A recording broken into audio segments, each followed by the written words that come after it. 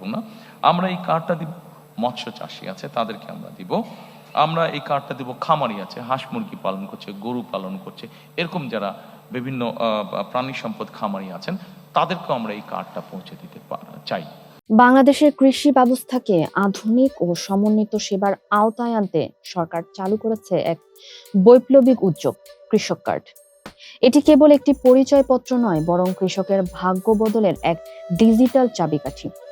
প্রাক পাইলটিং পর্যায়ে দেশের 10টি জেলার নির্দিষ্ট ব্লকে শুরু হয়েছে এই কার্যক্রম।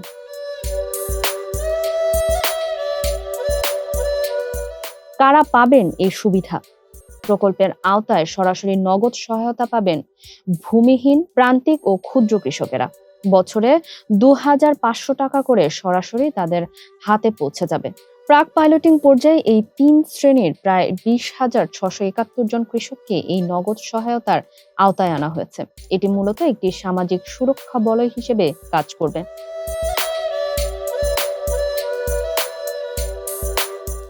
এ বিষয়ে কৃষিমন্ত্রী আমিনুর রশিদ জানিয়েছেন, এই নগদ অর্থ কৃষকরা কেবল কৃষিকাজেই ব্যয় করতে পারবেন। তবে আশার কথা হলো, এই প্রকল্পের অন্তর্ভুক্ত হওয়ার কারণে অন্য কোনো সামাজিক সুরক্ষা কর্মসূচির সুবিধা পেতে কৃষকদের কোনো বাধা থাকবে না।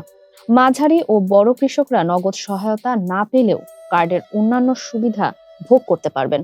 কৃষক যারা প্রান্তিক কৃষক আছে, একেবারে প্রান্তিক কৃষক, তাদেরকে কিছু বেনিফিট দেবে ফ্যামিলি কার্ডের মধ্যে।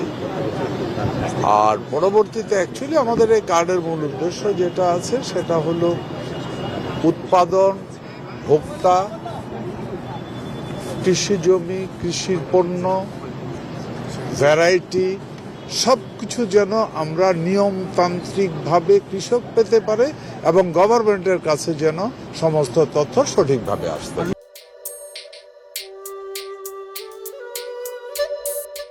এক কার্ডেই মিলবে 10টি বিশেষ সুবিধা।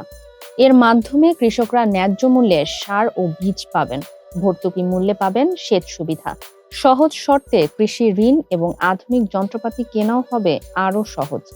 এছাড়াও সরাসরি সরকারি প্রণোদনা, মোবাইল ফোনে আবহাওয়ার পূর্বাভাস, বাজার দর এবং বিশেষজ্ঞ পরামর্শ মিলবে এই কার্ডের মাধ্যমে। এমনকি কৃষি বীমার সুরক্ষাও থাকছে এই তালিকায়।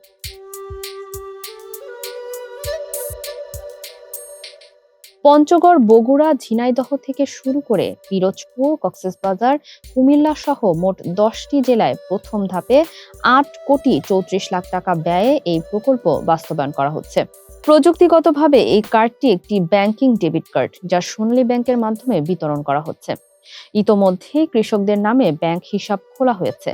ডিলারের কাছে থাকা পিওএস মেশিনে কার্ড পাঞ্চ করে সার, বীজ বা মৎস্য খাদ্য কিনতে পারবেন কৃষকরা।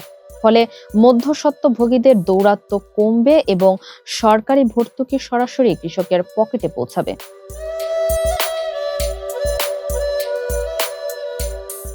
ডিজিটাল লেনদেন আর আধুনিক প্রযুক্তির এই সমন্বয় বাংলাদেশের কৃষি খাতকে দেবে এক নতুন গতি।